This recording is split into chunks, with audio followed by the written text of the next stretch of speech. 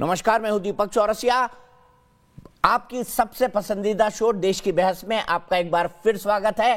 कन्याकुमारी से क्षीर भवानी तक, कोटेश्वर से कामाख्या तक, लक्षद्वीप से लेह तक जो सबसे बड़ा मुद्दा होता है उसमें हम आपकी राय जानकर चुनते हैं। देश की बहस का विषय, बहस की दशा और दिशा भी आपके माध्यम से तय होती है। साथ ही शो में आप और हमारे एक्सपर्ट पैनल मंच को साझा करते हैं और देश में हो रही सबसे बड़ी हलचल पर बेबाकी से अपनी बात रखते हैं। तो आइए शुरू करें देश की बहस माननीय जनता और मेहमानों के साथ।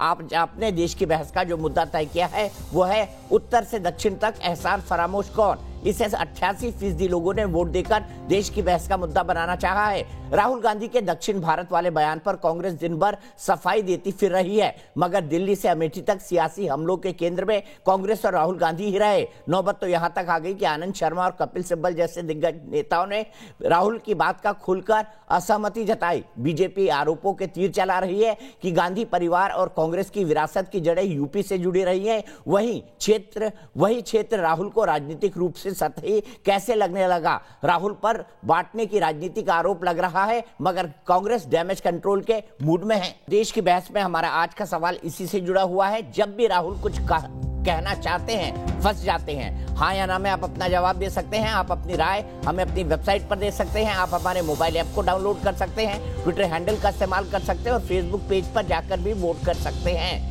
शो के दौरान अगर कोई राय है, सुझाव है, आप शो में शामिल होना चाहते हैं तो 9711002266 पर हमें व्हाट्सएप करें।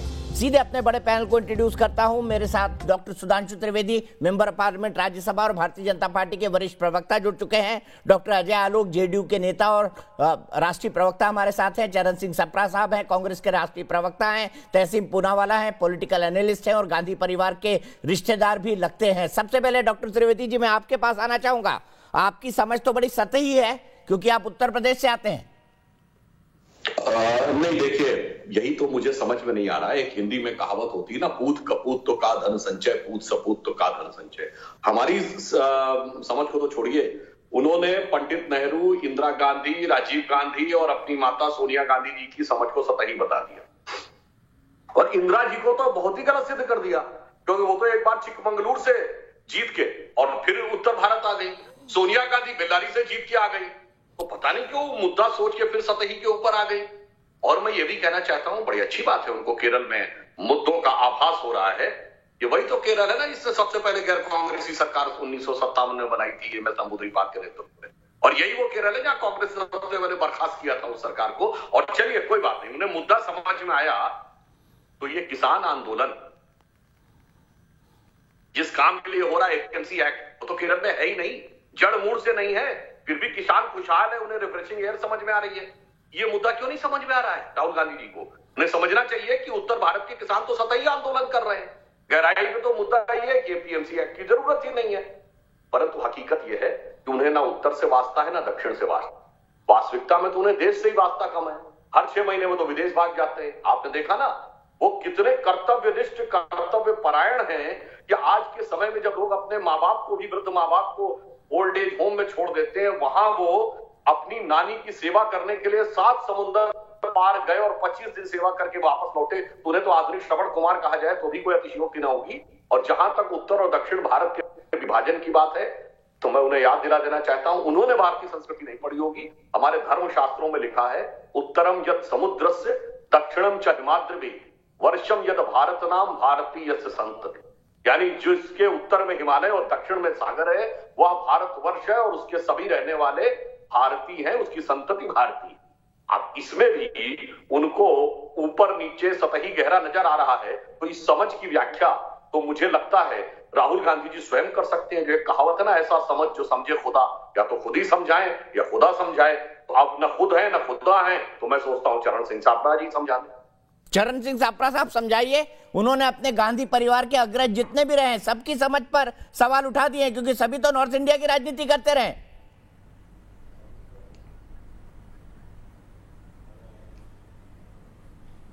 देखिए, भारतीय जनता पार्टी का ये आम तौर पर ये आदत है कि किस तरह से मुद्दों को तोड़ना मरोड़ना है। राहुल गांधी जी के वक्तव्य का एक राजनीतिक इंटरप्रिटेशन करके अपने तरीके से वो जनता के सामने पेश करना चाह रहे हैं। सर, राजनीतिक व्यक्ति के बयान का राजनीतिक इंटरप्रिटेशन ही होगा, गैर राजनीतिक थोड़ी होगा। इस तरह के विभाजन की राजनीति क्यों हमेशा करती रहती है? सर, राजनीतिक व्यक्ति के बयान का इंटरप्रिटेशन राजनीतिक ही होगा, गैर राजनीतिक थोड़ी होगा। बीच में टोकेंगे जो, हाँ, तो मैं वही कह रहा हूं कि जनता की दिशा भूल करते हैं। ये अपने तरीके से इंटरप्रिटेशन करके जनता की दिशा भूल करने का प्रयास करते हैं। क्यों नहीं जो 10-10 इनके आला मंत्री जो आज बोले हैं मीडिया पर, क्यों नहीं वो देश के मुद्दों की बात करते?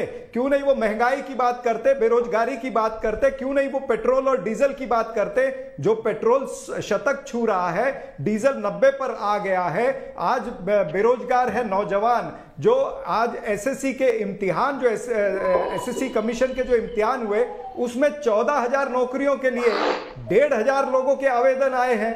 क्यों आए? जो बच्चे एमबीए, पीएचडी और इंजीनियरिंग किए हैं वो लोग चपरासी की नौकरी की कतार में खड़े हैं। भारतीय जनता पार्टी के तमाम सारे नेता इस पर उत्तर क्यों नहीं देते हैं? किसान, जो लाखों किसान दिल्ली के बॉर्डर पर बैठे हैं, इंसाफ की गुहार लगा रहे हैं, उस पर भारतीय जनता पार्टी के नेता नहीं बोलेंगे।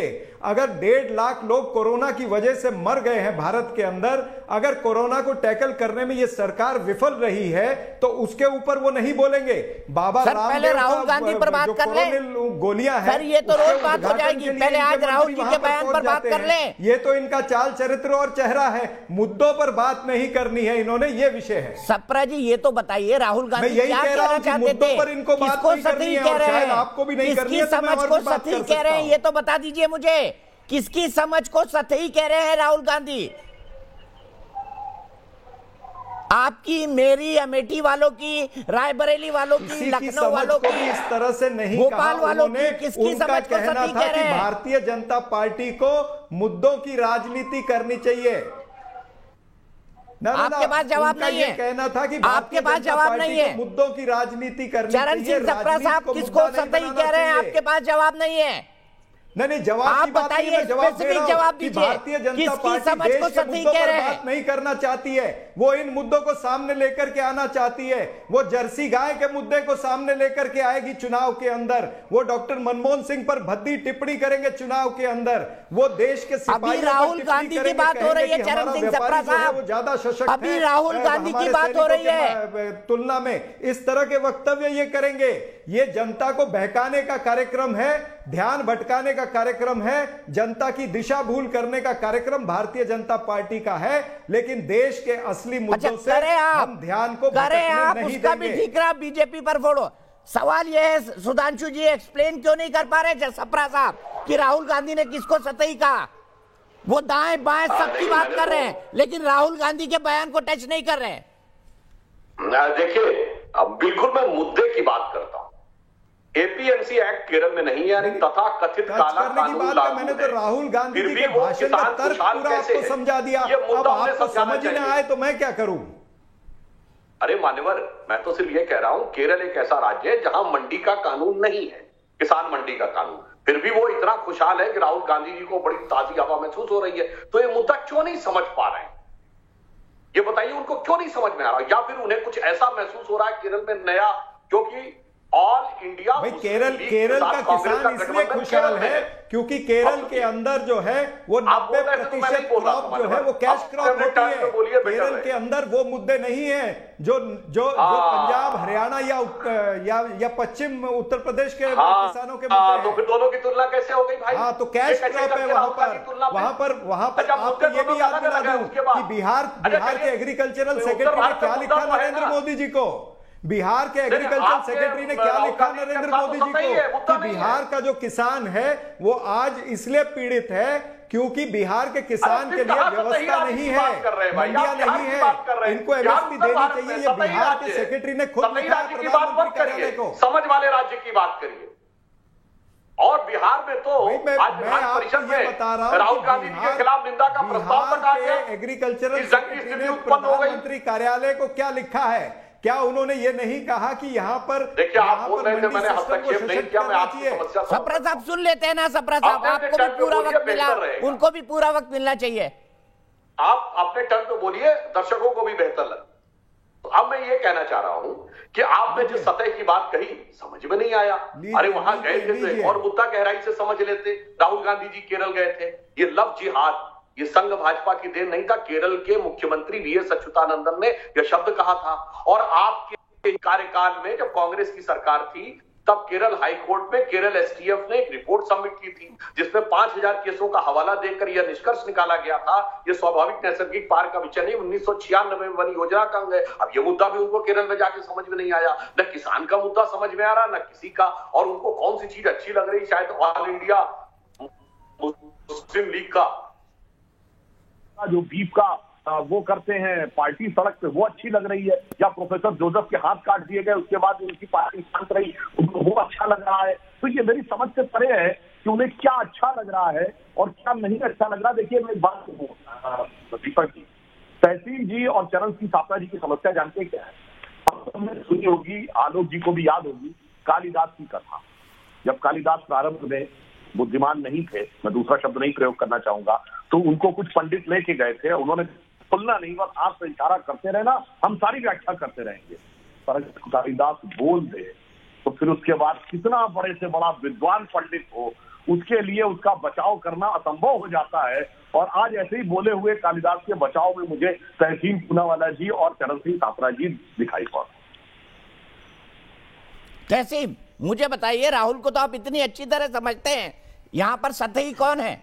आप भी तो नॉर्थ से आते हैं, अगर आपको देखा जाए तो महाराष्ट्र, और अब आप दिल्ली में रहने लग गए हैं, यानी आपकी सोच भी सतही है, सुपरफिशियल।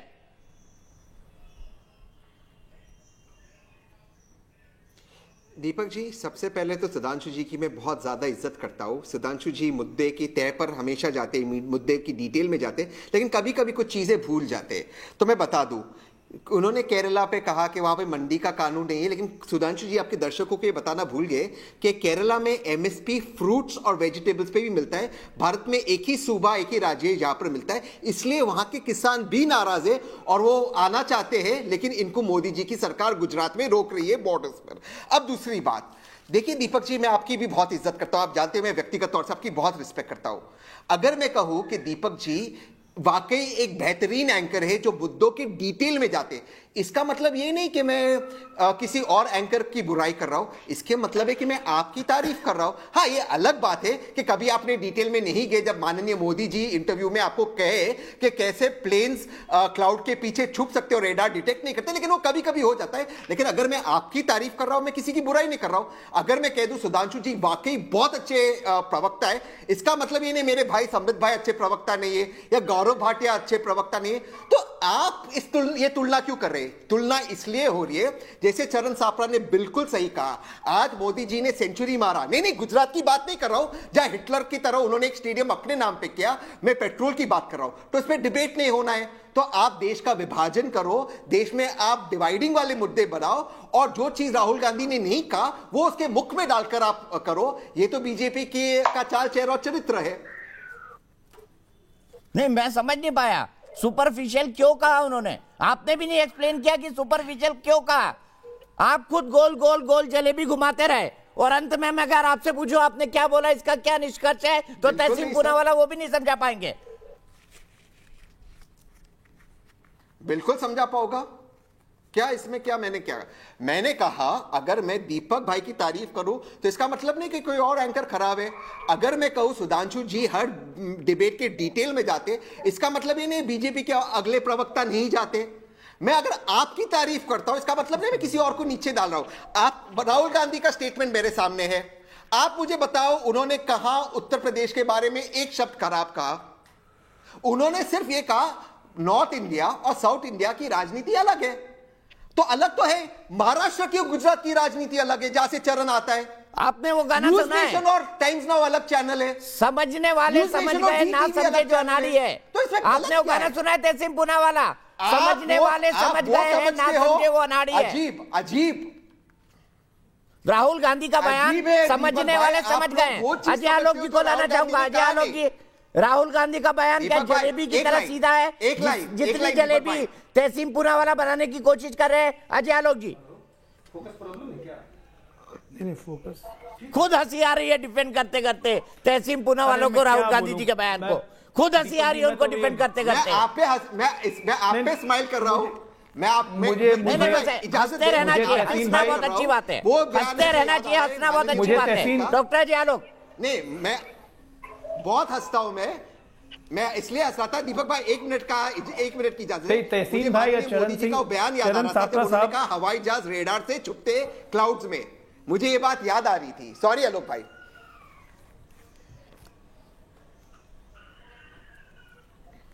अच्छा तहसीन भाई, आपकी बात, मैं निश्चित तौर पे आपकी बौद्धिक क्षमता से हमेशा प्रभावित रहा हूं। चरण सिंह सापला साहब बहुत अच्छे स्पोक्स पर्सन है, कांग्रेस को बहुत अच्छा डिफेंड करते हैं, लेकिन आप लोग भी क्या करेंगे? बात जब राहुल गांधी की आती है तो आप लोग को ही पता है कि यू आर डिफेंडिंग इनडिफेंडेबल। और चक्कर क्या है, मुझे अफसोस तब होता है कि जब राहुल गांधी की बात करते करते जब तहसीन पूनावाला भटक जाए नेशनल चैनल पे।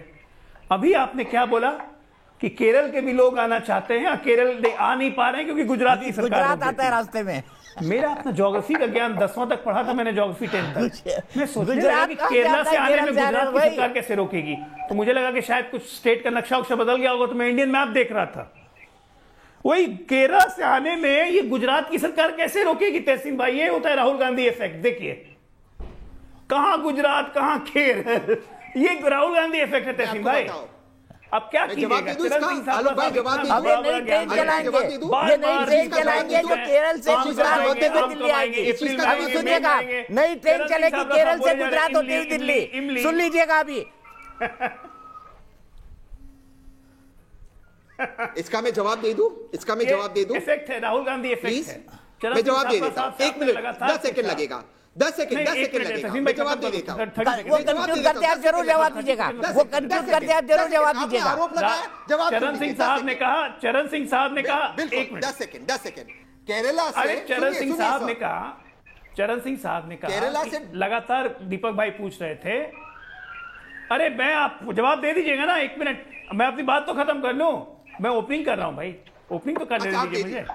चरण सिंह साहब लगो लगातार दीपक भाई पूछते रहे राहुल गांधी सतही का क्या मतलब है, सतही का क्या मतलब है। वो ले गए भाजपा के सांप्रदायिकता में, भाजपा के पेट्रोल के दाम, किसान आंदोलन। मतलब ये तो वही बात होगी ना कि अप्रैल में आम आएंगे या मई में आएंगे, ये बता दो। इमली तो हमेशा रहती है, इमली तो 12 महीने रहती है, इमली में ये दिक्कत है, इमली में वो दिक्कत है। समस्या ये है कि हम सब की समस्या है कि हम लोग अपना समय बर्बाद कर रहे हैं एक ऐसे व्यर्थ आदमी के बारे में डिस्कशन करके जिसका कोई नतीजा नहीं निकलने वाला है। इतिहास गवाह है, 17 साल हो गए भाई साहब, 2004 से 2021 में आ गए। 17 साल में हम नहीं सीख पाए, अब आगे कब सीखेंगे? तो कृपया करके विनम्र निवेदन है, क्यों इन लोग का भी समय खराब करते हैं, बेचारों को क्यों दिक्कत देते हैं दीपक भाई? राहुल गांधी के अलावा और भी देश में अच्छे अच्छे टॉपिक हैं। तहसीन भाई को भी दिक्कत होती है, चरण सिंह सापला को भी दिक्कत होती है। एक तो इतना मुश्किल से पीछा छुड़ाया अध्यक्ष से हटा के, अब बार बार इतना डिस्कशन करेंगे तो कांग्रेस में चर्चा होने लगेगी कि राहुल के बिना कोई टीवी डिबेट नहीं होती है, he is still the most eligible leader we have, तो उसी को फिर से अध्यक्ष बना लें।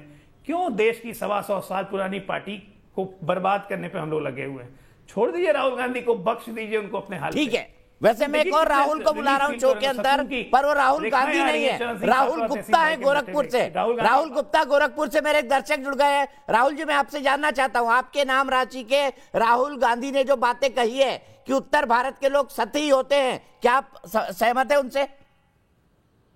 और कैसा लगता है आपको नाम राशि शेयर करके? आपका नाम भी राहुल, उनका नाम भी राहुल।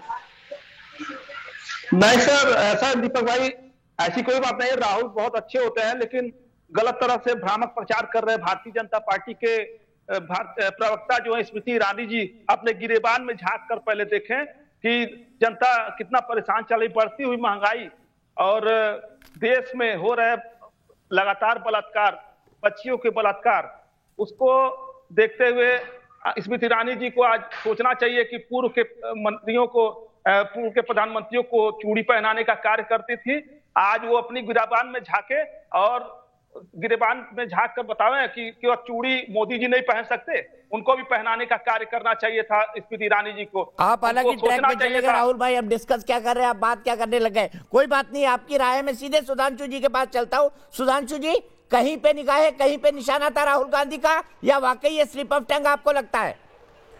देखिए, राहुल गांधी जी से स्लिप ऑफ टंग कहा जाए तो स्लिप ऑफ टंग तो बहुत बार होता है। वो कर्नाटक गए थे तो विश्वेश्वरैया नहीं बोल पाए थे। मैंने कहा ना, भारत का इतना इफेक्ट है।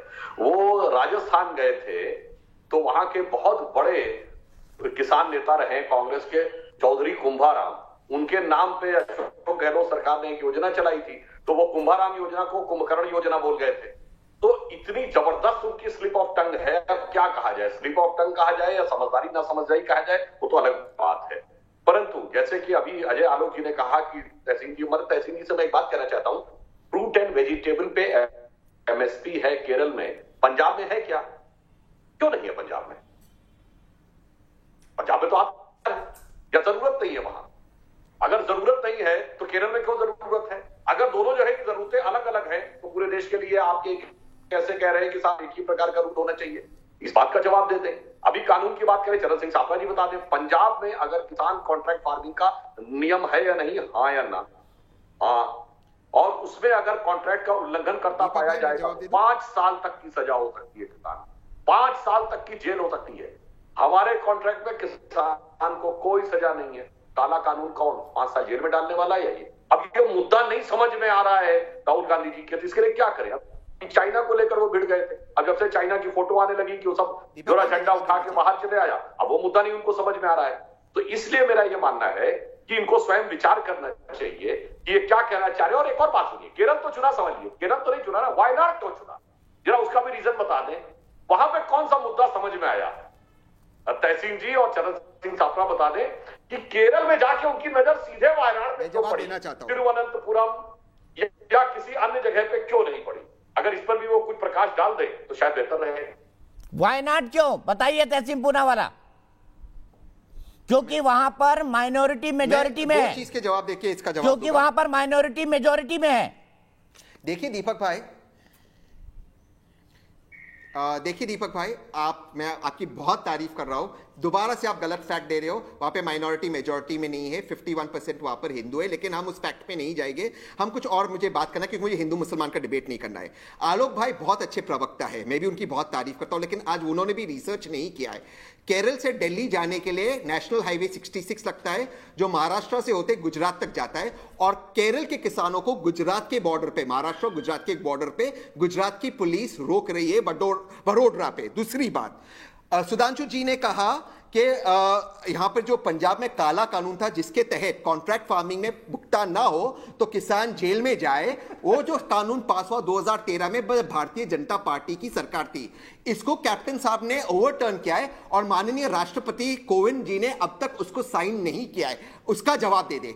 तीसरी बात, और अपनी बात समाप्त करता हूं, बार बार जो सापरा जी कह रहे बिल्कुल सही है। इन चीजों पर क्यों इन चीजों पर मुद्दा हो रहा है, इस चीज का कोई जवाब नहीं दे पा रहा है कि राहुल गांधी ने उत्तर प्रदेश का अपमान कब किया। उन्होंने क्या, केरल एक अच्छा राज्य है, वहां पर लोग डिटेल्स में जाते, इसका मतलब ये नहीं किसी और का अपमान कर रहे, लेकिन आप अपमानित इसलिए फील कर रहे हो क्योंकि आपको जवाब नहीं देना है कि पेट्रोल 100 रुपया क्यों है, इसलिए आप मुद्दे को भटका रहे हो। अगर आप मौका देंगे तो मुद्दे को भटकाएंगे ना। वो पॉलिटिक्स में बैठे हैं भाई, पकौड़े थोड़ी तल रहे हैं। जो मैंने कहा नहीं आप उसको मान रहे हो जी। हाँ, तो पकौड़े तो नरेंद्र मोदी जी तल रहे थे नाले के गैस पर। नाले के गैस पे तलने वाले तो नरेंद्र मोदी जी है, उसके भी डिटेल में कोई नहीं गया। आप जानबूझकर भटका रहे हैं सुधांशु त्रिवेदी जी, मुद्दे को बताइए। उसमें रोजगार मिलता है। दीपक जी, ऐसा है कि जैसे भारत में एक ही रास्ता है वो जाने का, तो दिखा दीजिए ना, सोशल मीडिया पे दिखाइए। आपने पाठ दिया होता सोशल मीडिया में, देखो इतने हजार किसान खड़ा है और ये इसके बाद आने नहीं दे रहे हैं, ये नहीं करने दे रहे हैं, है कहीं फोटो? इसलिए मैं कहना चाहता हूं कि जो आप आधुनिक वास्को डी गामा है, जहां रास्ता नहीं है वहां से घुस सकते हैं तहसीन पूनावाला। आधुनिक वास्को डी गामा, केरल से गुजरात का रास्ता। जी देखिए, अगर व्यक्ति को वास्तविकता में क्षेत्र से लगाव, केरल से दिल्ली सर बेल्लारी से लड़ने गई थी, एक मिनट एक बात कह दो, सुषमा स्वराज जी बेल्लारी से लड़ने गई थी तो उन्होंने चंद दिनों के अंदर भाषा बोलना शुरू कर दिया था। राहुल गांधी जी 1.5 साल से सांसद हैं,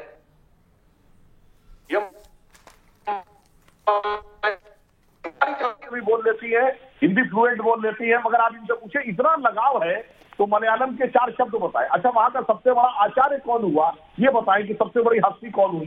प्राचीन काल में केरल का क्या नाम था आप बताइए, कितना लगाव है, समझ में आ जाएगा। यह लगाव केरल से नहीं था, वायनाड से था। समझने वाले समझ रहे हैं, ना समझे वो अनाड़ी। वायनाड भारत का हिस्सा नहीं है। हाँ बिल्कुल भारत का हिस्सा है। वायनाड भारत का हिस्सा नहीं है सर। भाई देखिए नहीं है, नहीं आप ऐसे के लगाओ। आप वायनाड से कहा, वो एक गांधी परिवार है साहब, इसको भारत की हर इंच जमीन से लगाव है। ये थोड़ी नरेंद्र मोदी के चीन को जमीन बेचकर आएंगे। ये गांधी परिवार है, ये देश के लिए शहीद हुए, शहादत दी है इन्होंने। ये थोड़ी नरेंद्र मोदी जी है जो स्टेडियम अपने नाम पर करेंगे। अरे भैया साहब, ये शहादत देने वाले लोग हैं साहब। हर इंच जमीन का इस परिवार हर इंच जमीन के लिए शहादत देगा। करने वाले कौन? आरएसएस में से कौन देता है शहादत साहब? कौन देता है बताइए? आरएसएस में से शहादत कौन देता है बताइए? ये तो ये परिवार शहादत देता है देश के लिए। सॉरी, तरुण गोगोई को दिया पद्मभूषण। तरुण गोगोई हमारे हैं। एससी जमीर को भी दिया हम, मोदी जी ने।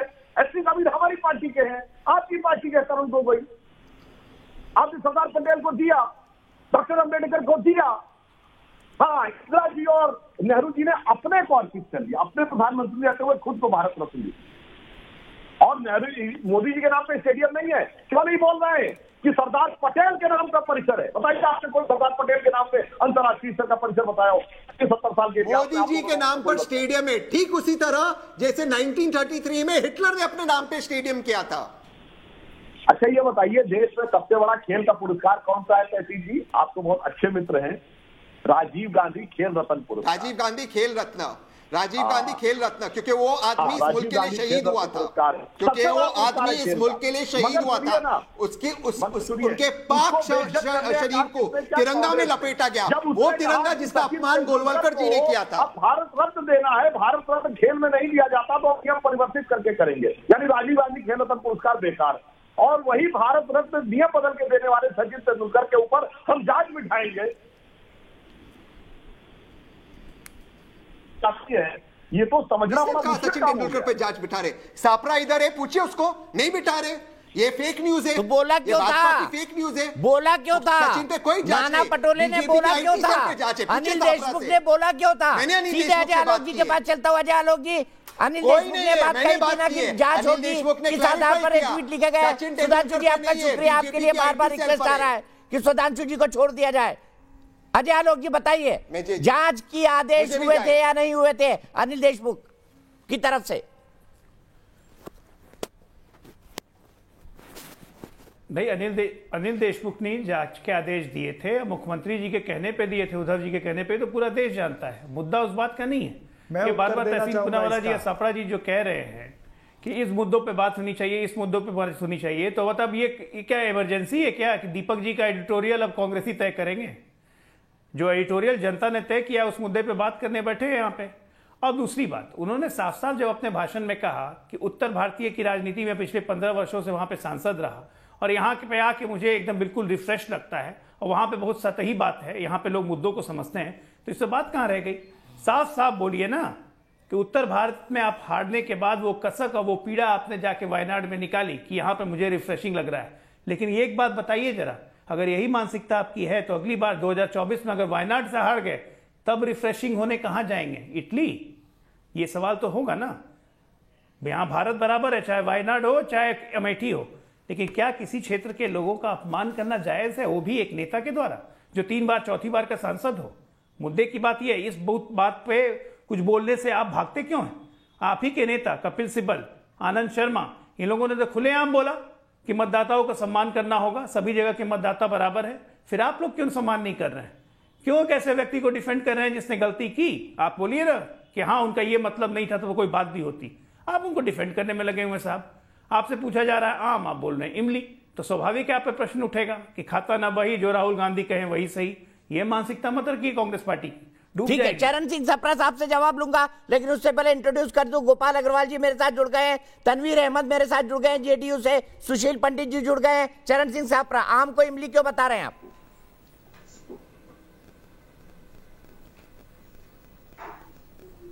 नहीं देखिए, अभी इन्होंने, आलोक जी ने बात कही कि एडिटोरियल जो है वो जनता तय करेगी। अब एडिटोरियल जनता ने तय किया है, इसीलिए तो हम पूछ रहे हैं भाई, जनता की समस्या है गिरती अर्थव्यवस्था, जनता की समस्या है बढ़ते हुए पेट्रोल डीजल के दाम, जनता की समस्या है महंगाई, इस पे आप चर्चा क्यों नहीं करना चाहते? और सुधांशु त्रिवेदी जी जब आप अभी बोल रहे थे तब धीरे धीरे ध्रुवीकरण की तरफ जा रहे थे। आपने वायनाड का जब उन्होंने उल्लेख किया तो वो ध्रुवीकरण की तरफ जा रहे थे।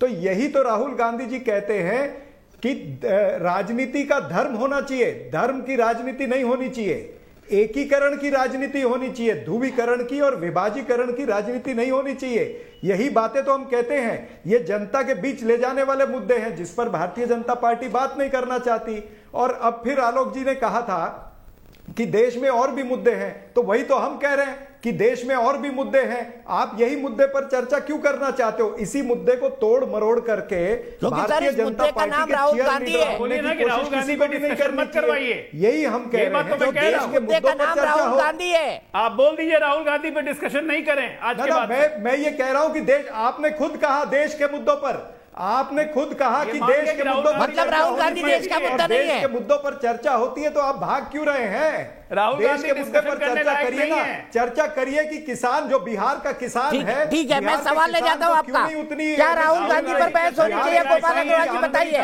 क्या राहुल गांधी पर बहस होनी चाहिए और खासकर उनके इस बयान पर हाँ या ना बताइए। देखिए, राहुल गांधी पे बहस कोई नहीं कर रहा। तो राहुल गांधी जी ने क्या कहा है उस पे बहस हो रही है। अगर राहुल गांधी जी कुछ उटपटांग बातें करते हैं तो फिर तो बात होगी ना। राहुल गांधी जी ने, और चरण सिंह सप्रा जी कह रहे थे कि विभाजन के मुद्दे अगर बीजेपी उठाती है, भाजपा उठाती है, तो चरण सिंह सप्रा जी, राहुल जी ये क्यों कह रहे हैं कि जनता, उत्तर भारत की जनता मुद्दों पे सतही बात करती है? वो कहे कि भारतीय जनता पार्टी करती है, तो इसका मतलब वो स्पष्ट कह रहे हैं कि उत्तर भारत की जनता समझदार नहीं है, उनके जैसा समझदार पुरुष यहाँ की राजनीति में फिट नहीं बैठ रहा। उनकी जो समझदारी है राहुल गांधी जी की, वो उनको वेरनार में ही समझ आ रही है लोगों को। भाई आपकी समझदारी में फर्क है, यही तो हम समझाने की कोशिश कर रहे हैं, और यही राहुल गांधी जी आपको समझाने की कोशिश कर रहे हैं। भाजपा सतही बात करती है, उन्होंने तो कहा उत्तर भारत की जनता, वोटर्स जो है वो सतही बात करते हैं, और फिर इतने बड़े मुद्दे पे हम, भाई राहुल गांधी जी के भाषण का तर्क मैंने आपको समझा दिया, आप अभी जुड़े हो इस डिबेट के अंदर। मैं बार बार वही चीज अगर दोहराऊंगा तो जो दर्शक है वो कहेंगे ये रिपीट हो रहा मामला। मैंने इस डिबेट की शुरुआत में राहुल गांधी जी के भाषण का तर्क समझा दिया है, अब आपको समझ ना आए तो फिर क्या करेंगे? हम तो समझे हुए सप्रा जी, कपिल सिब्बल जी, आनंद शर्मा जी, कपिल सिब्बल और आनंद शर्मा जी ने कहाँ कुछ खिलाफ बोला है? हाँ, किसी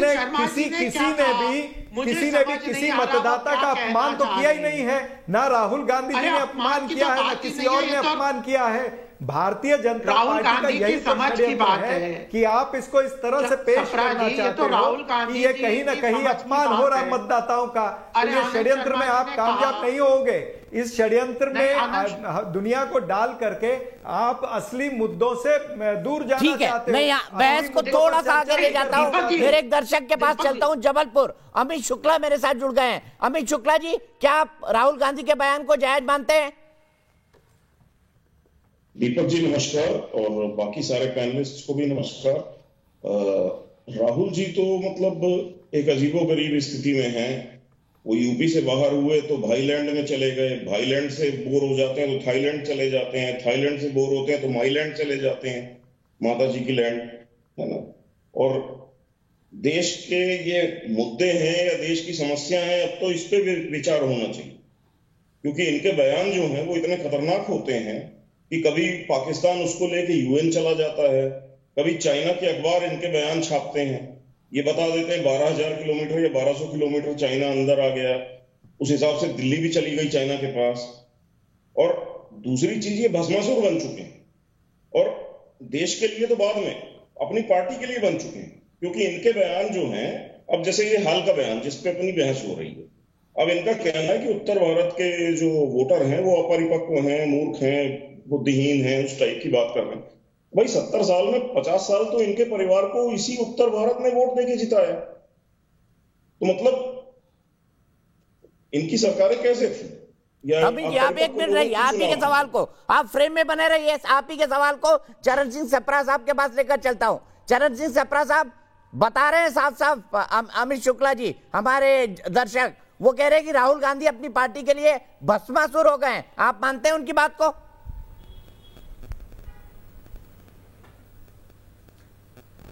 देखिए शुक्ला जी ने 2-3 उदाहरण दिए, मैं इनकी बहुत इज्जत करता हूं, सम्मान करता हूं।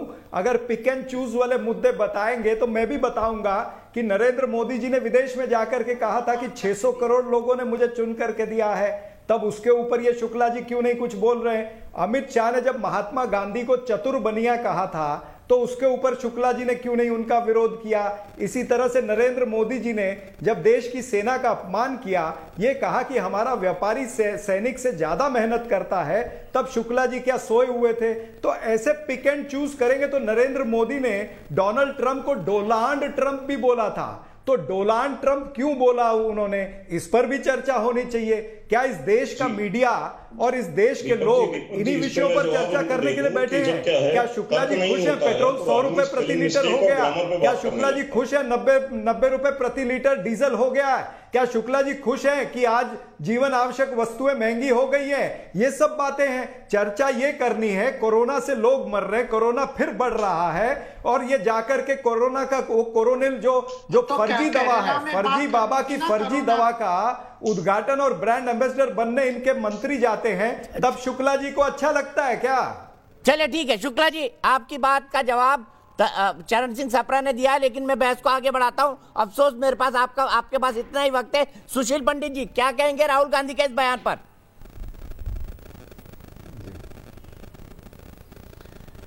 धन्यवाद दीपक जी, आपने मुझे दीपक जी पहले दीपक जी इस बात तनवीर जी इसके बाद मैं तुरंत आपके पास आ रहा हूं। राहुल गांधी जी कब से किसी की समझदारी मापने लगे और समझदारी का आकलन करने लगे? ये राहुल जी ने काम कब से शुरू कर दिया है? और नापने का, अगर उनको कोई कहे कि उत्तर भारत का वोटर उनकी समझदारी नापना शुरू कर चुका है और इसलिए उन्हें वायनाड जाना पड़ा है, तो कोई अतिशयोक्ति नहीं होगी। और समझदारी के विषय के ऊपर राहुल गांधी कम बोले तो उनके लिए भी अच्छा होगा, उनकी पार्टी के लिए भी अच्छा होगा, क्योंकि समझदारी को लेकर के उनका रिश्ता थोड़ा कच्चा पक्का है। वो एक अरसे से ऐसा बहुत कुछ बोलते आए हैं जो लोगों के गले नहीं उतरता। चरणजीत सिंह सप्रा जी अच्छे मित्र हैं, मैं उन्हें बहुत समय से उनके साथ बैठकर बातचीत करता रहा हूं मीडिया में।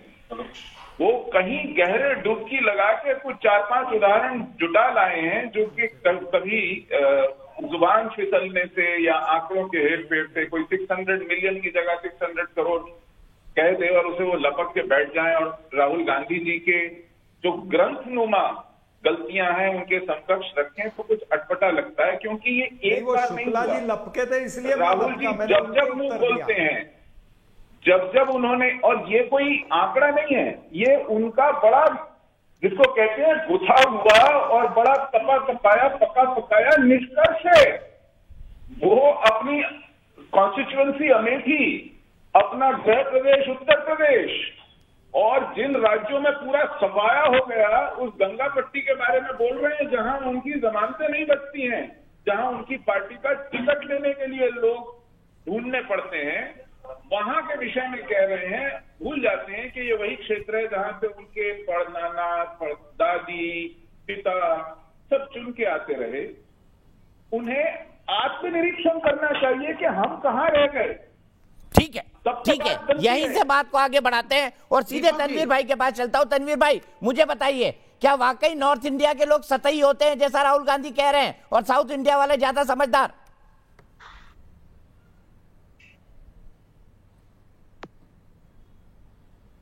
दीपक जी पहली बात तो मैं एकमात्र साउथ इंडियन हूं और मुझे हिंदी थोड़ी कम आती है, आप कोई बात नहीं समय दीजिएगा। देखिए कोई भी देश का या फिर किसी व्यक्ति का आप आंकलन कैसे करेंगे? एक तो उनकी जीडीपी, साउथ की जीडीपी नॉर्थ से बेहतर है। दूसरी the way they treat their women, औरतों के मामले में सबसे कम केसेस साउथ इंडिया में होते हैं। 17% उत्तर भारतीय यहाँ पर दक्षिण भारत में काम करते हैं। यहाँ पर इंफ्रास्ट्रक्चर उत्तर भारत से बहुत बेहतर है। यहाँ पर टैक्स पे करने वाले उत्तर भारत से बहुत ज्यादा है। इन्फोसिस यहां पैदा होती है, विप्रो यहां पैदा होती है। अगरचे उस तरीका का आंकलन दे तो साउथ इंडिया हमेशा से नॉर्थ इंडिया को कंट्रीब्यूट करता आया है। हम 1 रुपया देते हैं तो हमको 30 पैसा मिलता है। उत्तर प्रदेश 1 रुपया देता है तो उसको 2 रुपया 40 पैसे मिलते हैं। अगरचे आंकलन का मुद्दा है तो डेफिनेटली साउथ इंडिया हमेशा नॉर्थ इंडिया से बेहतर रहा है। यहां पर एक भी बीमारू स्टेट नहीं है। वहां पर मध्य प्रदेश बीमारू, यूपी बीमारू, बिहार बीमारू। अगरचे ये सब का आंकलन देखा जाए तो डेफिनेटली दक्षिण भारत हमेशा नॉर्थ इंडिया से बेहतर रहा है। आप अगरचे कम्युनल वायलेंस ले ले तो यहां पर साउथ इंडिया में वायलेंस तब होता ही नहीं है।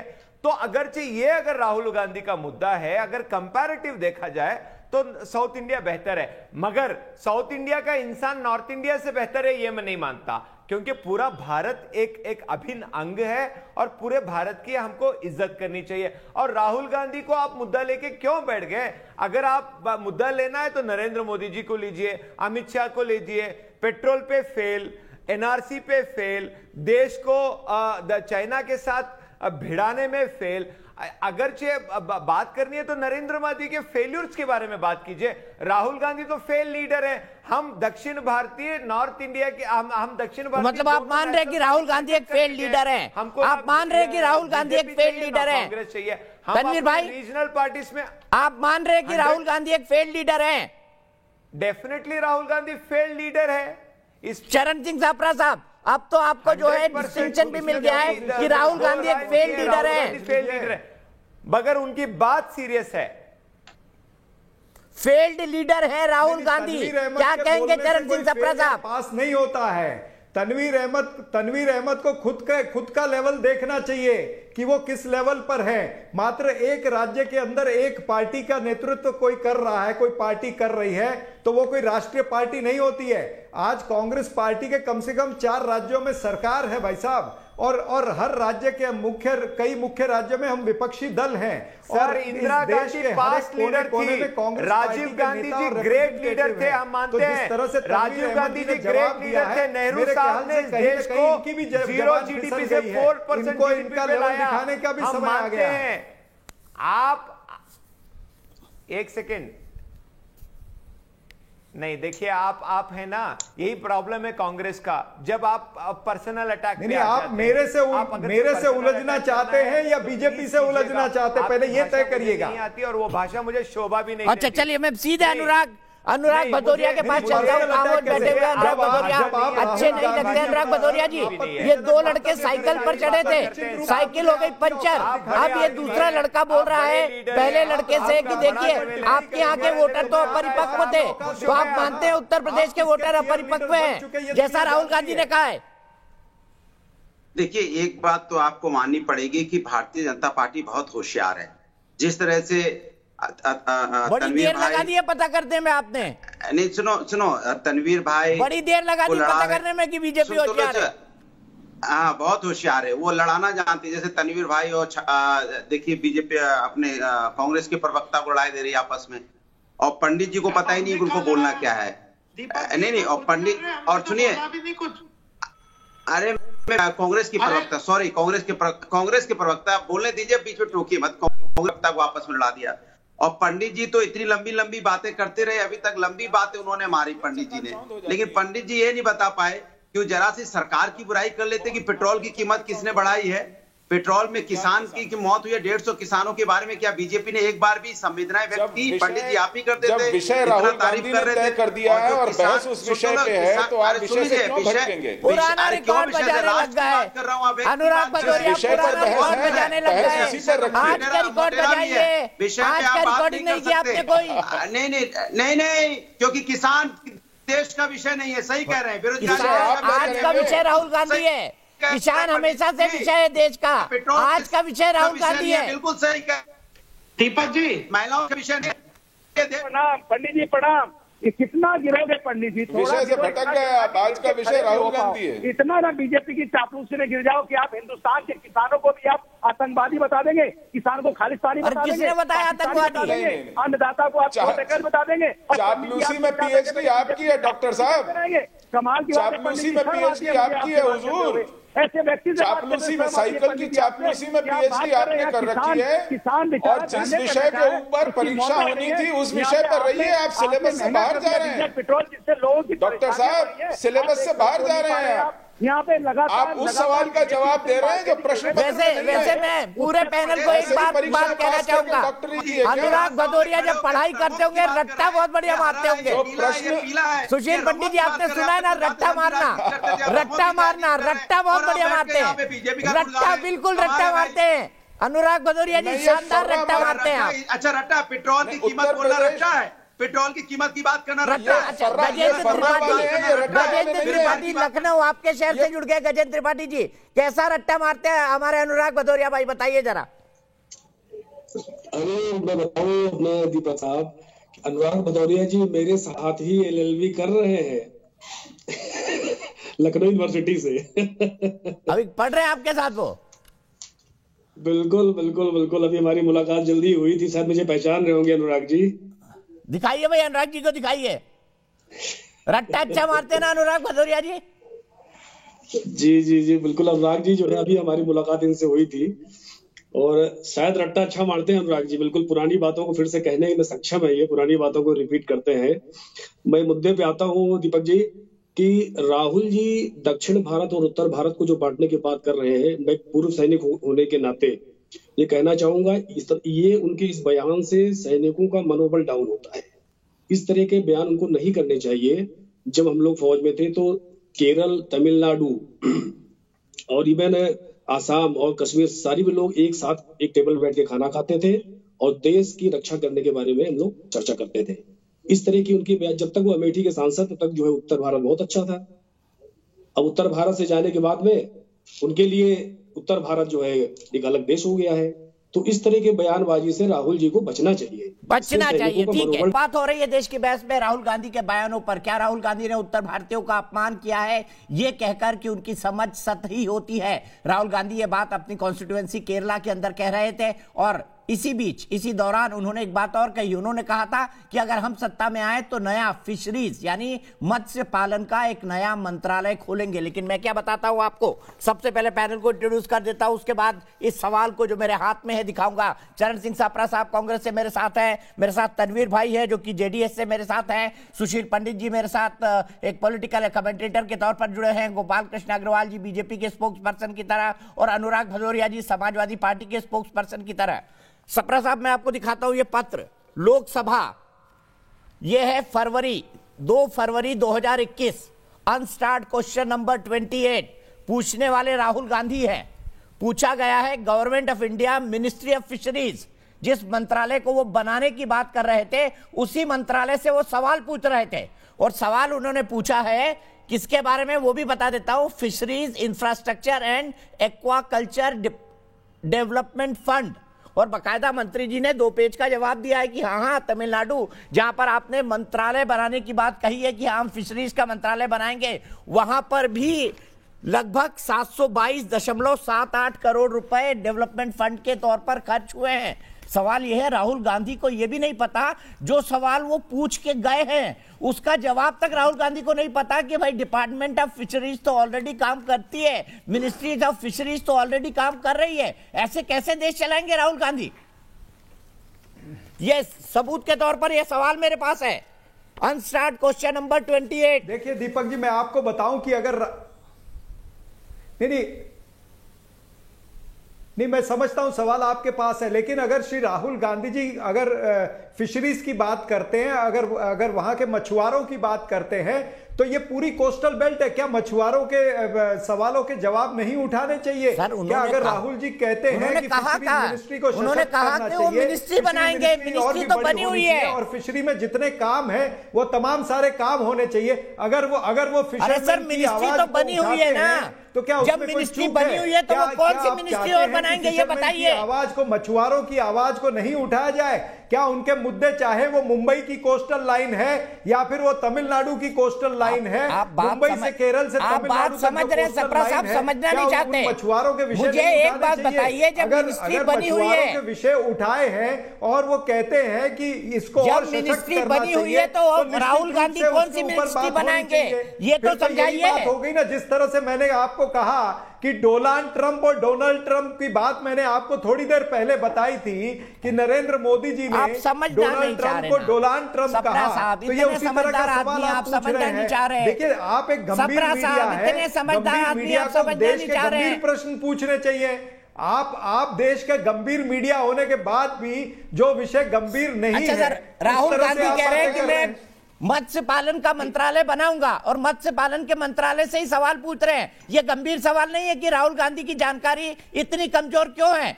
बताइए अग्रवाल जी, राहुल गांधी की जानकारी इतनी कमजोर क्यों है? जिस डिपार्टमेंट से उन्होंने 2 दिन पहले सवाल पूछा, उस डिपार्टमेंट को वो फिर से बनाने की बात कर रहे हैं, सशक्त करने की जरूरत है। और दूसरी बात, सप्रा जी सुन लो, प्रॉब्लम ये है दीपक जी कि आप शब्दों को पकड़ते हो। मैंने वही कहा थोड़ी देर पहले कि आपने अमित शाह के उन शब्दों को नहीं पकड़ा जहां पर उन्होंने महात्मा गांधी के बारे में कहा था। आपने नरेंद्र मोदी के शब्दों को नहीं पकड़ा, आप मात्र काम करते हैं राहुल गांधी जी के शब्दों को पकड़ने का। अब सुन लो ना, दूसरी बात, तर्क भी तो समझा करिए ना। आप इतने भोले पत्रकार हैं कि तर्क नहीं समझते हैं। आपको सुन लिया, आप सुन लीजिए। देखिए, या तो आप एक्सेप्ट कर लीजिए कि राहुल गांधी जी की जबान फिसल गई। आप जब ये कहते हैं तो आप उसको खुद ही इक्वेट करते हो कि उस औरों की भी तो जबान फिसलती है। अरे जबान तो नरेंद्र मोदी जी की जबान नहीं फिसलती क्या? यही तो मैं कह रहा हूँ। अरे तो जब अमित शाह ने महात्मा गांधी को चतुर बनिया कहा था तो उसका उत्तर आप देंगे अभी। सुन तो लो, नरेंद्र मोदी जी ने जब ये कहा था विदेश जाकर के 600 करोड़ लोगों ने मुझे चुन करके दिया है, तब क्या उनकी जबान फिसली थी या नहीं फिसली थी? इसका उत्तर आप आज दीजिएगा ना। सुन लीजिए, क्यों नहीं अरे देते? सुन लीजिए, आप कितनी बार जो मैं पूछ रहा हूँ उसका उत्तर देना पड़ेगा ना आपको। मात्र आप सवाल पूछते जाएंगे, इस तरह से नहीं चलेगा ना। सप्रा साहब सुन लीजिए ना, जवाब सुन लीजिए। सप्रा साहब सुन लीजिए प्लीज प्लीज। तो चतुर बनिया जानते हैं आज आपका काम थोड़ा ज्यादा डिफिकल्ट है सप्रा साहब, आज आपका काम थोड़ा ज्यादा डिफिकल्ट है। सुन लीजिए जवाब, मुझे पता है आपका काम आज बहुत डिफिकल्ट है। सुन लीजिए जवाब, फिर सुशील पंडित और अनुराग भदौरिया के बाद भी जाना है मुझे। बोलिए गोपाल कृष्ण अग्रवाल जी। लीजिए ना दीपक, सुन लीजिए सप्रा जी। ना, पहली बात मैं ये कह रहा हूँ कि अमित शाह ने चतुर बनिया कहा था, उसका उत्तर भारतीय जनता पार्टी के प्रवक्ता दे देना, की बात किया या फिर अमित शाह को बोले देश से माफी मांगे। अरे सुन लिया ना, महात्मा गांधी जैसी शख्सियत को चतुर बनिया कह दिया था उन्होंने। अब सुन लो, हाँ तो उत्तर दीजिए ना, चतुर बनिया का उत्तर दीजिए पहले। सुन तो लो। भाई गोडसे के पुजारी चतुर बनिया का उत्तर देना। सबसे पहली बात यह है कि पहले तो ये सप्रा जी ये मान लें कि राहुल गांधी जी की जबान फिसल गई है। एक तरफ तो ये कहते हैं कि वो अपनी बात पे खड़े रहेंगे, और ये फिशरी वाली पहली बात थोड़ी करी है। अरे पहले भी की थी, अब फिर कर दिया। पहले ये भी तो पूछ रहा हूँ। अरे सुन तो लो, ये भी तो पूछ रहा हूँ कि गोडसे के पुजारी ये आप खुद हंस रहे हैं बोलते बोलते, आप खुद हंस रहे हैं। मैं 1 मिनट के लिए ब्रेक ले रहा हूँ ताकि सप्रा जी की हंसी थोड़ी कंट्रोल हो जाए। एकता अग्रवाल के पास चलता हूँ सीधे जयपुर में। सप्रा जी हंसी कंट्रोल कर लीजिए, सप्रा जी हंसी कंट्रोल कर लीजिए। एकता अग्रवाल के पास चल रहा हूं जयपुर में। एकता बताइए क्या कहेंगे राहुल गांधी की समझ पर?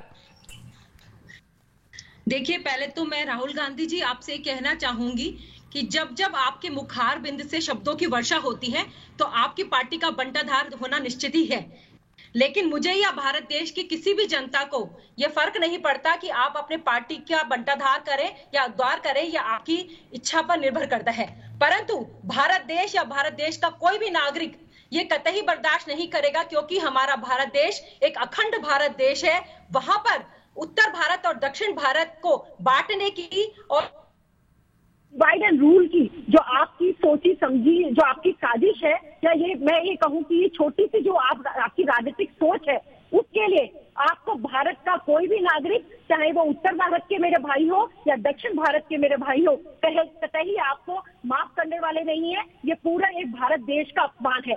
मैं आपसे ही कहना चाहूंगी कि आप शायद भूल रहे हैं, उत्तर भारत भी, अमेठी भी उसी उत्तर भारत का हिस्सा है जहां से आप और आपका परिवार वर्षों से चुनाव जीतकर आते रहे हैं। तो मैं आपसे कहना चाहूंगी, जब आपको अब वो समय आ गया है जब आपको अमेठी ने उत्तर भारत में टाटा बाय बाय कर दिया, तो मैं कहना चाहूंगी कि दक्षिण भारत में भी आपको वायनाड में ये सब बातें याद आ रही है। तो आप देख लीजिएगा, जिस प्रकार की बातें आप कर रहे हैं, समय आएगा कि दक्षिण भारत भी आपको टाटा बाय बाय कर देगा।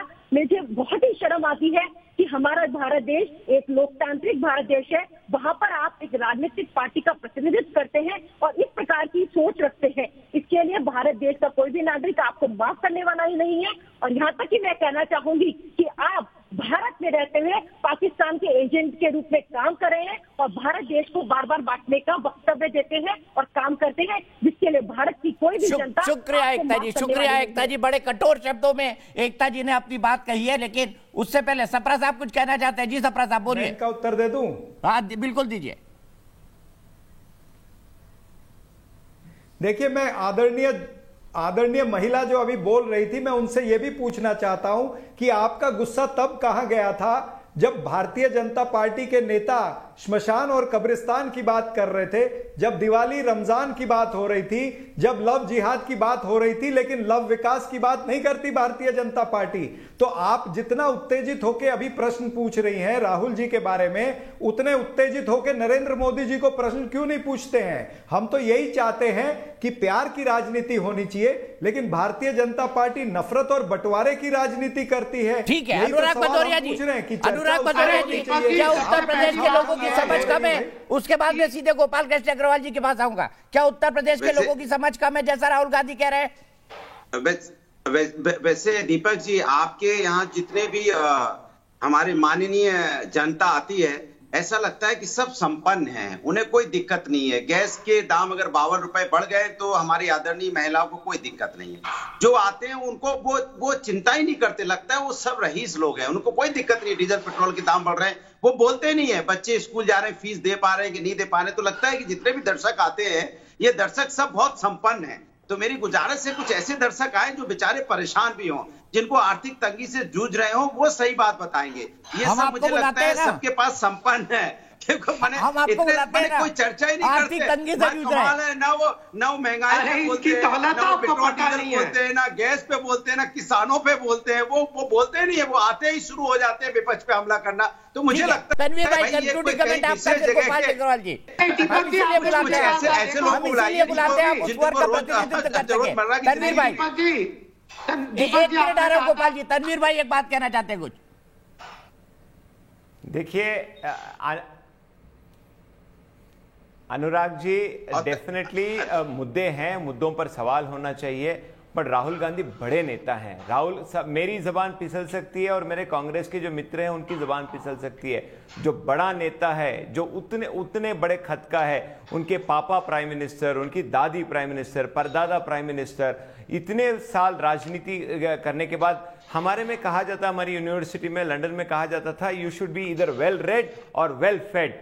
ये दो चीजों का ध्यान राहुल गांधी को देना चाहिए, क्योंकि उनकी जबान फिसले अच्छा बहुत अच्छी बात कही आपने, बहुत अच्छी बात कही। यहीं पर ब्रेक के लिए रुकूंगा। अफसोस अग्रवाल जी, वक्त मेरे पास इतना ही बचा है, लेकिन चलते चलते मैं बता दूं कि देश की बहस के दर्शक क्या कहते हैं। जब भी राहुल गांधी कुछ कहना चाहते हैं, फंस जाते हैं। हाँ मानना है 88% लोगों का, नहीं मानना है 12% लोगों का।